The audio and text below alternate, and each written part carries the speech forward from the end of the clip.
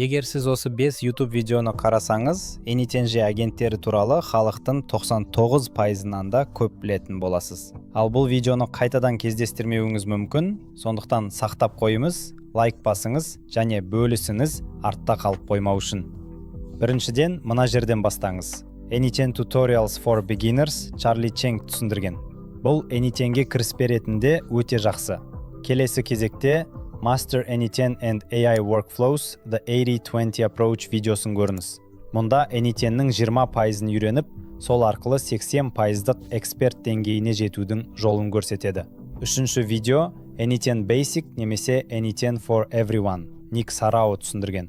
Бұл видео негізгі нәрселерді қамтиды, бірақ бизнеске арналған жоғары ROI жұмыс процестерін жасауды көбірек көрсетеді. Енді сәл күрделірекке өтейік. Нейт Хёрктің How to Build Teams of AI Agents видеосын қараңыз. Мұнда жеке AI көмекшіңізді, мысалы Jarvis сияқты, жасауға болатын нақты жұмыс процесін көрсетеді. Ол сіздің поштаңызды, күнтізбеңізді, жазбаларыңызды және іс жүзінде барлығын басқара алады. Ал егер өзіңізге сенімді болсаңыз, соңғы видеоны қараңыз. Ол Build and Sell AI Agents деп аталады. Тағы да Нейт Хёрктен. Бұл видео сізге нөлден бастап Anyteng арқылы AI агенттерін қалай құруды және оларды бизнеске сатып, жоғары ROI табыс табуды үйретеді.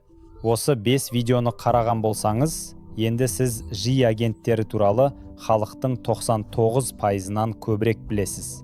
Бұл керемет дағдыларды жұмысыңызға, түйіндемеңізге немесе өз бизнесіңізге де қолдана аласыз. Ал осы Anyteng платформасымен қалай нөлден бастап табыс табуға болатынын мен жабық қауымдастығымда айтам. Жабық қауымдастығым туралы толық ақпаратты алу үшін маған Инстаграмға директке топ деп жазып жіберіңіз.